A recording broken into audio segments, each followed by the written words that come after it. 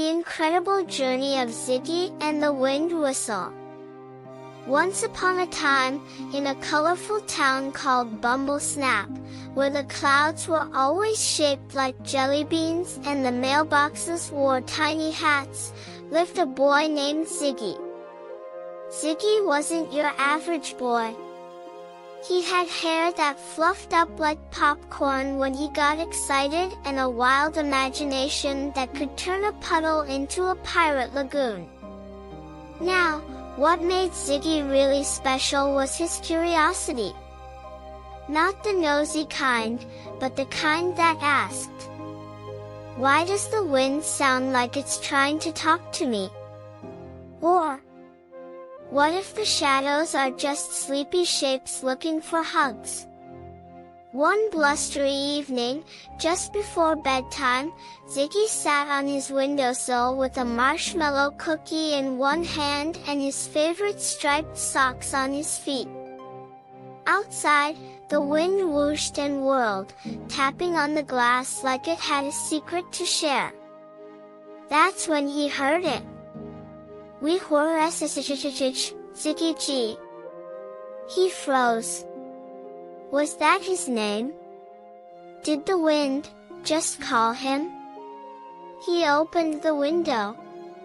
A breeze zipped in, did a little loop around his room, and then, plop, dropped a tiny, rolled-up paper right onto his pillow. It shimmered like moon dust. He unrolled it carefully. The message read, "Come find the wind whistle. Midnight. Wear your striped socks." No name. No signature. No clue. Just that. And just like that, Ziggy knew, this was the beginning of something big. He didn't tell anyone. Not even Mr. Whistlebeans, his plush caterpillar sidekick.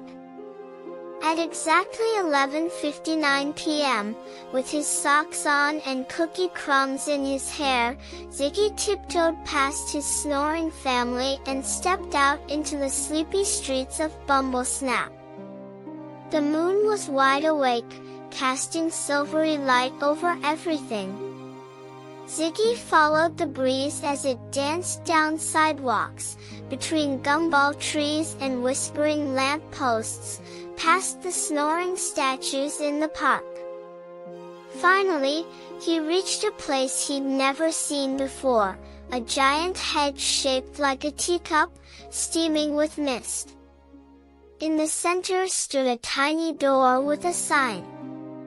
"Knock if you dare. Enter if you dream." Ziggy knocked 3 times. The door swung open with a swoosh, and he stepped inside. He was no longer in Bumblesnap. He was somewhere else entirely. Everything sparkled. The grass giggled when you stepped on it. The trees had windows and whispered secrets in rhyme. A bluebird in a bowtie zoomed past, dropping a trail of glittery breadcrumbs.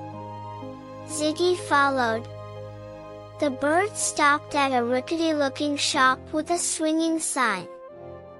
"Windful Wonders, talk to the air." Inside, fans, pinwheels, and feathered hats whirled around by themselves. A tall figure appeared from behind the counter. He wore a cape made of silk leaves and sunglasses shaped like clouds.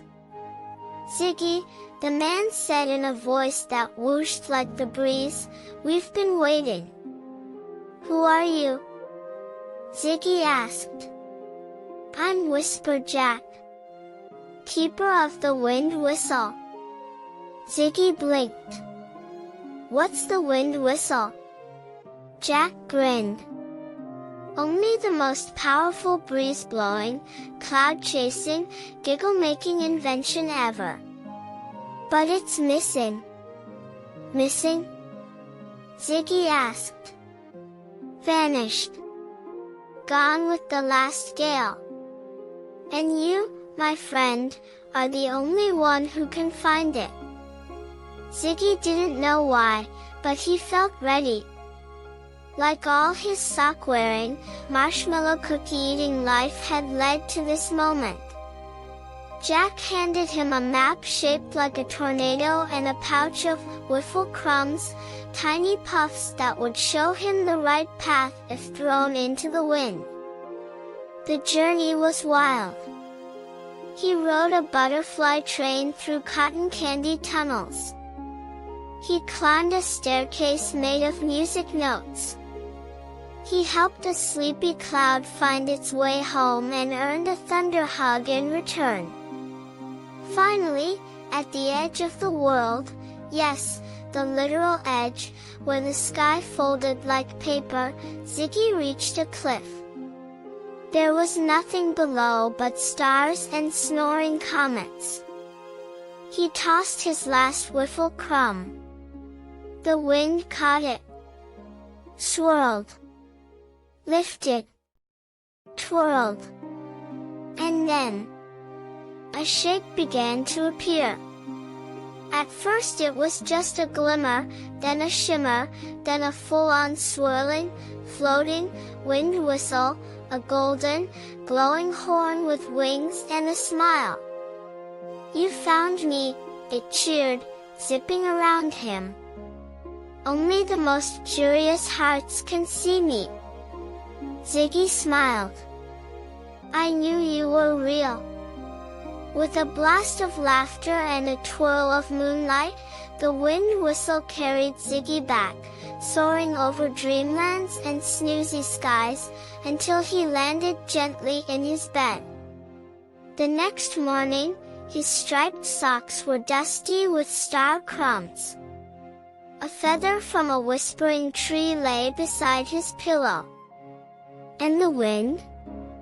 It still whispered. But now, it laughed, too.